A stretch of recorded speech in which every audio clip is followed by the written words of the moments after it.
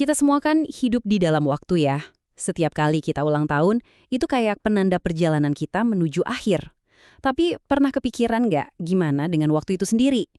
Jam raksasa alam semesta ini, apa bakal terus berdetak selamanya? Atau suatu saat nanti, dia bakal berhenti? Yuk kita cari jawabannya.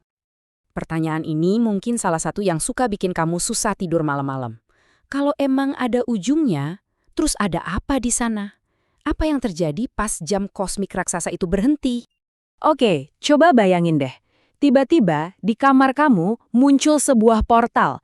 Dan dari situ keluar seseorang yang kamu kenal banget, itu adalah versi dirimu sendiri tapi jauh lebih tua. Dia nawarin sesuatu yang luar biasa. Kesempatan buat lihat langsung garis waktu alam semesta dari awal sampai akhir. Hayo, siapa coba yang bisa nolak tawaran kayak gitu? Nah, dari sinilah petualangan kita dimulai. Bareng pemandu dari masa depan ini, kamu siap buat menyaksikan kisah alam semesta yang, wah, luar biasa. Dari ledakan pertamanya sampai bisikan terakhirnya. Pemandu kamu ini kemudian nunjukin sebuah alat buat ngebantu kita memahami skala waktu yang gila-gilaan ini. Ini kuncinya buat ngelihat gambaran besarnya. Dia nyebut alat ini kalender kosmik. Konsepnya tuh simple, tapi jenius banget. Coba bayangin, seluruh 13,8 miliar tahun sejarah alam semesta itu dipadatkan jadi cuma 1 tahun. Satu kalender 365 hari.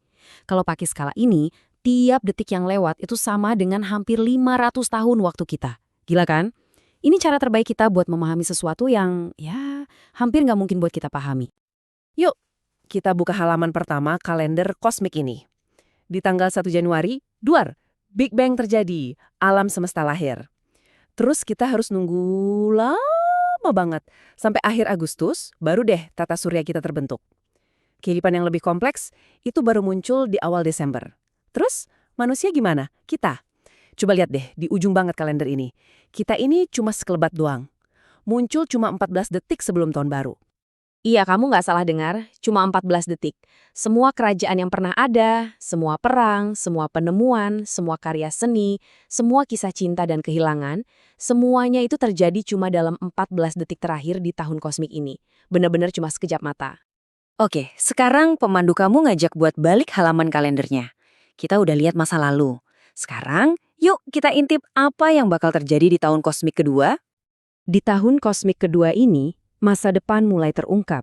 Bahkan, baru di minggu-minggu pertamanya aja, wajah planet kita ini udah bakal berubah total. Gak akan kita kenali lagi. Benua-benua bakal gerak, tabrakan, ngebentuk satu daratan super baru. Dan semua jejak peradaban kita pelan-pelan bakal memudar. Dan ini baru awalnya loh. Lanjut ke pertengahan April kosmik, ada sebuah pertunjukan langit yang luar biasa. Galaksi kita, Bima Sakti, dan tetangga kita, Andromeda, yang udah saling deketin selama miliaran tahun, akhirnya mulai bersentuhan. Mereka mulai bertabrakan dalam sebuah tarian kosmik yang super lambat tapi juga super megah. Dan tepat di pusat tabrakan ini, dua lubang hitam supermasif dari masing-masing galaksi bakal saling mengunci dalam spiral kematian, sampai akhirnya mereka bersatu jadi satu monster raksasa. Ajaibnya nih, tata surya kita kemungkinan besar bakal selamat dari semua kekacauan ini. Walaupun mungkin kita bakal kedorong jauh ke pinggiran galaksi baru hasil gabungan itu. Tapi ternyata, ancaman terbesar buat kita itu bukan dari tabrakan galaksi, justru datangnya dari rumah kita sendiri. Sekarang, fokus kita pindah ke bintang yang jadi pusat kehidupan kita, matahari. Jadi gini, matahari kita itu nggak bakal bersinar selamanya. Dia punya siklus hidup. Sekarang ini dia ada di fase stabil, katai kuning. Tapi nanti, pas bahan bakarnya mulai habis, dia bakal membengkak jadi raksasa merah, gede banget.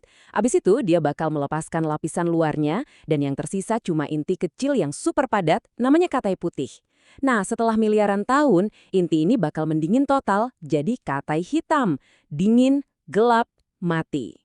Dan inilah momen puncaknya. Di kalender kosmik kita, tanggal 19 Juli di tahun kedua, matahari yang udah jadi raksasa merah itu bakal gede banget, sampai-sampai dia akan memakan Merkurius, Venus, dan ya, planet biru kesayangan kita. Disitulah akhir dari bumi. Perjalanan kita sekarang lompat jauh banget ke masa depan. Ke sebuah era di mana bintang-bintang udah pada padam semua.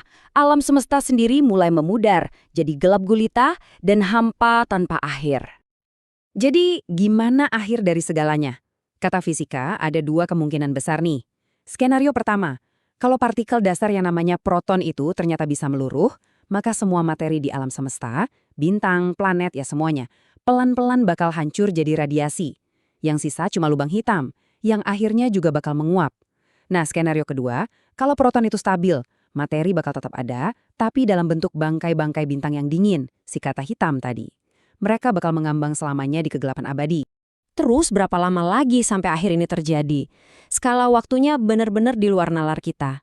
Coba deh bayangin, angka 1, terus di belakangnya ada angka 0 yang saking banyaknya, kalau dicetak bisa jadi sepanjang lapangan bola.